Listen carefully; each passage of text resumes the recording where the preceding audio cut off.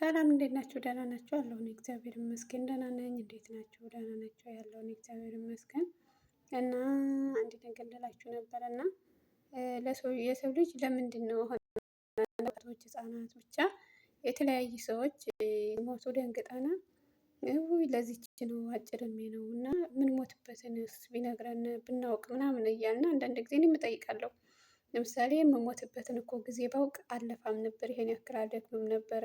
የሰው ልጅ ለምን ይደክማል የሚሞትበትን ቢያውቅ ምናምን ብለን የሆነ ጥያቄ ልንጠይቅ እንችላለን። እና እግዚአብሔር አምላክ ለምን ይመስላችኋል የሰዎች ልጆች መሞቻችንን ያልነገረን ብላችሁ ስታስቡ በመጽሐፍ ቅዱስ ወይም አባቶቻችን ሲያስተምሩ ቅዱስ ሙሴ ምን ይላናሉ? እግዚአብሔርን የምሞትበትን ጊዜ ንገረኝ ብሎ አለ ተባለና ከዛ እግዚአብሔር አምላክ እንግዲህ ቅዱስ ሙሴን በዕለተ ዓርብ ጊዜ ትሞታለህ ብሎ ነገረውና ቅዱስ ሙሴ እስከ እረፍቱ ድረስ ዕለተ ዓርብን በጣም እየተጠነቀቀ በጣም እየፈራ ከቤቱ ይውል ይውላል እና ግን ያው በእርግጥ አንድ ሰው ከቤት ዋለ ከዱር ዋለ ከጫካ ዋለ እግዚአብሔር አጠራሩ አታውቁትም። እና ምንትን ባለ ጊዜ ቀኑ አንድ ቀን ተሳስቶ መንገድ ሲሄድ ሁለት መላእክት ጉድጓድ ይቆፍራሉ በሰው ተመስለው ማለት ነው።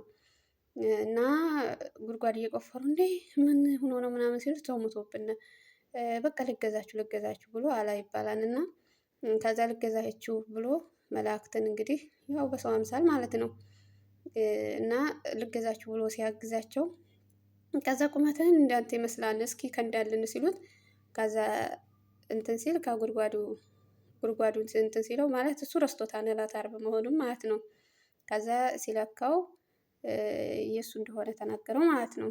እና የዛን ጊዜ ያው ልጆችን ልጠይቅ ወደ ቦታዬ ልመለስና ምናምን ለልጆችስ ምንስ ብቻ ብሎ አለ ይባላል። እና የሚገርመው ነገር አንድ ጊዜ እግዚአብሔር አምላክ ለምን የምንሞትበትን ዕለት አልነገረንም ብለን ስናስብ ለራሳችን እንትን ብሎ ነው ለራሳችን አስቦ ነው ብላችሁ ታስባላችሁ? ምክንያቱም አንድ ሰው የሚሞትበትን ጊዜ ቢያውቅ ኑሮ በእርግጠኝነት ጭንቀቱ ካለተ ሞትም እየተነገረበትን ሰዓት አያደርሰውም ነበረ።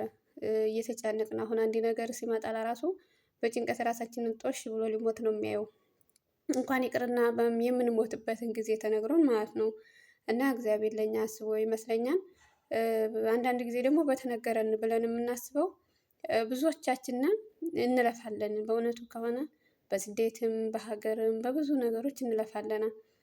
ምድር ውጣ ውረድ ነው ያለችው እና ሰው በመቁረቢያው ሰው ንስሐ በመግቢያ ማለት ሰው በሀገሩ ሆኖ ስጋው ደግሞ እየተቀበለ በቤተ ክርስቲያን ጸንቶ በሚኖርበት በ40 በ30 በ50 ዓመቱ ስደት አልሞላ እያለ ትንሽ ሰርቼ ልምጣ እያልን ስደት የሚሰደድበት የሚባክንበት በእውነቱ ከሆነ በሃይማኖታችን አንድ ሰው ገና ነኝ ህፃን እኮ ነኝ ብዙ ነገር ብዙ ይቀረኛል እያለ ወደ ቤተ ክርስቲያን እንኳን የማንመለስበት ሃይማኖታችንን አውቀን የምናውቅበት ሰዓት አይደለም።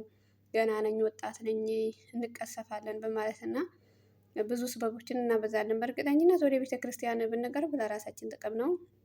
አንዳንድ ጊዜ ብዙ ሰዎች ዘላለም የምንኖር ይመስለናል በዚህ ሀገር በዚች ምድር እና ከመጨነቃችንም የተነሳ ብዙ ነገሮች እንላለን እና ምድር በጣም ከባድ ስለሆነች የምንባክንበትን የምንቀንሰው ነበረ ብዬ አስባለሁ ስላችሁ የምንሞትበትን ሰዓት ብናውቅ ኑሮ ቢያንስ እንኳን የምንደክምበትን ጊዜ አውቀን ወደ ቤተ ክርስቲያን እንመለስ ነበር ወደ ሃይማኖታችን። በእርግጥ አባታችን ኖህ መርከብ ሲሰራ የተሰጠው ጊዜ ረዝም ነው፣ ግን አብረው ሲጨፍሩ ምን ሲሉ የነበሩት እየተቻለን እናድርግ እንዲያን ሲላቸው በ120 ዓመት ማለት 20 በቃና 100 እንጨፍር ወይም ብቻ የተሳሳኩኝ ይቅርታ እያሉ እነሱ ሲጨፍሩ ሲበሉ አባታችን ነው ደግሞ መርከብ እየሰራ ብዙ ዘመናትን ሲያልፍ እነሱ ግን እየጨፈሩ ያው ጊዜያቸው አለፈ በውሃ ሰጥመት ሞቱ ይባላል። እና አንዳንድ ጊዜ ግዴታ የምንሞትበትን ጊዜ ማወቅ የለብንም ብዬ አስባለሁ። ወደ ሃይማኖታችን ለመቅረብ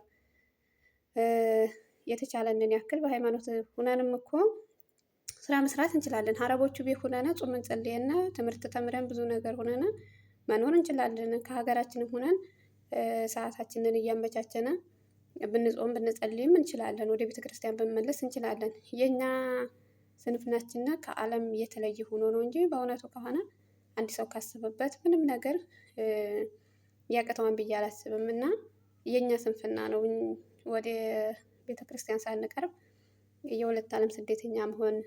ከዛ ላይ ሰዎች ደግሞ ሲሞቱ መናወጻችን ለምን የሚለው ጥያቄ የምንጠይቀው የራሳችን ስንፍና ነው ብዬ አስባለሁ። በዚች ምድር ሕያው ሆኖ የሚኖር የለም። ማንም ቢሆን ማንም ይሞታል። የአጠራራችን ጊዜ የተለያየ ነው።